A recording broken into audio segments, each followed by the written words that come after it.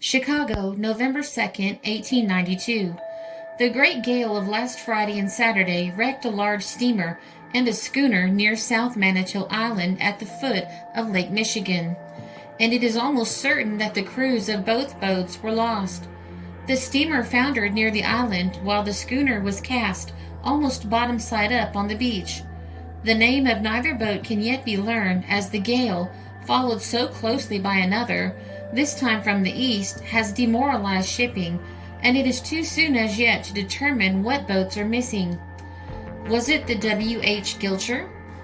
The W.H. Gilcher was a steam lake freighter built in 1890 to 1891 by Cleveland Shipbuilding Company of Cleveland for Gilchrist, Gilcher, and Shook of Sandusky, with intention of transporting cargo between various ports located on the Great Lakes. The ship was named after William H. Gilcher, one of the owners of the company.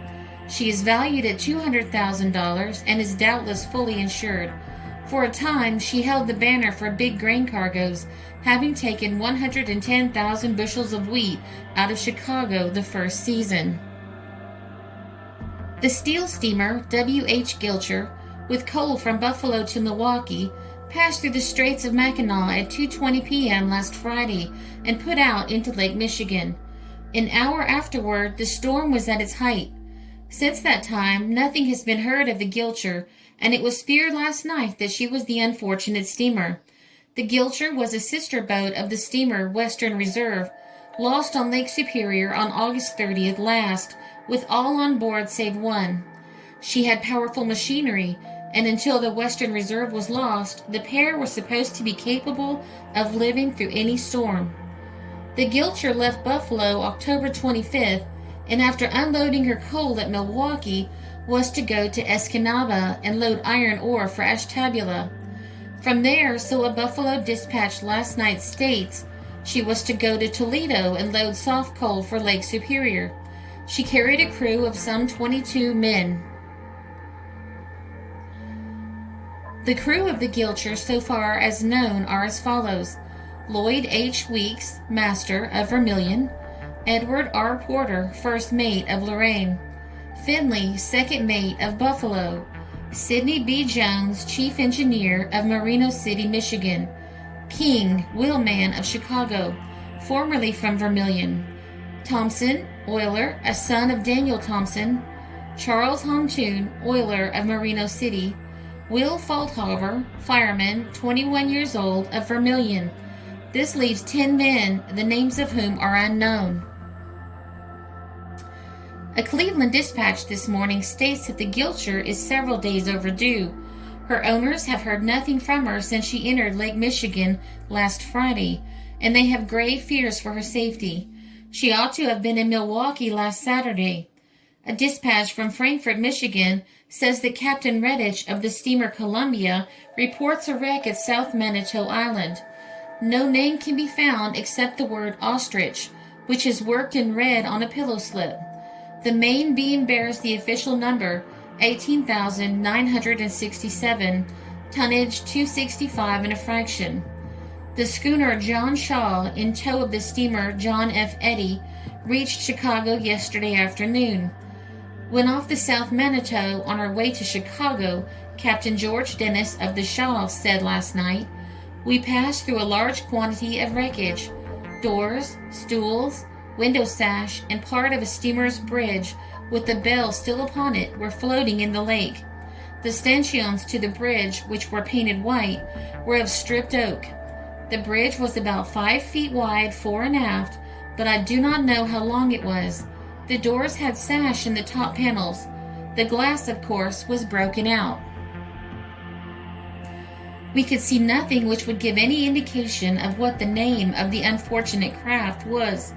There is not a particle of doubt but the wreckage was from some steamer which had foundered not far from there. The finding of the wreckage by the Shaw, taken in connection with the discoveries of the steamer Pawnee when cruising around the Manitous on Monday, leaves no doubt that the wreckage is from some boat that went to the bottom. A powerful storm that swept over the northern parts of Lake Michigan and Lake Huron on October 28th and 29th caused widespread delays and damage to many vessels. Only after the storm subsided and the ships started arriving in ports could more information about the W.H. Gilcher's fate be discovered. Captain Buchanan of the schooner's seamen reported observing a large steamer struggling against the wind in the storm around 20 miles northwest of North Manitou Island at about 8 p.m. on October 28th. It appeared the steamer was unresponsive and no signs of life were observed. Steamer White and Friant picked up pieces of the pilot house belonging to the W.H. Gilcher from the same general area. As more debris from the freighter came ashore on Manitou Island, it became clear that she had foundered in the storm and there were no survivors. On November 18th, it was reported that 2 dead bodies wearing W.H. Gilcher life preservers were found on Fox Island along with the mizzenmast from the steamer. The bodies were later recovered by the tug Onward and brought to Traverse City on January 3, 1893. The quick loss of both the Western Reserve and the W.H. Gilcher under similar circumstances renewed criticism of using steel for ship construction. Steel production was revolutionized by the introduction of the Bessemer process, which helped to bring the cost of steel significantly down and made it comparable to that of iron. However, due to the short duration of the Bessemer process, it allowed little time to adjust the composition of the alloying elements in the steel.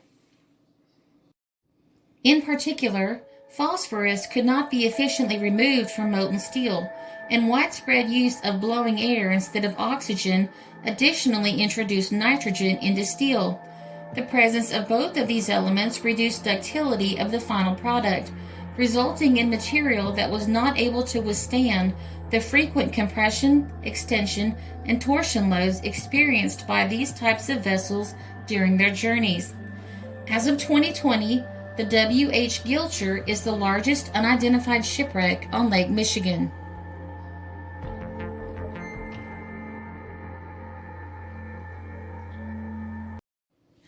This story was reported in the Griggs Courier, November 11, 1892, the Rock Island Daily Argus, November 2, 1892, the Enterprise, November 9, 1892, the Evening Bulletin, November 4, 1892, and the Providence News, November 3, 1892.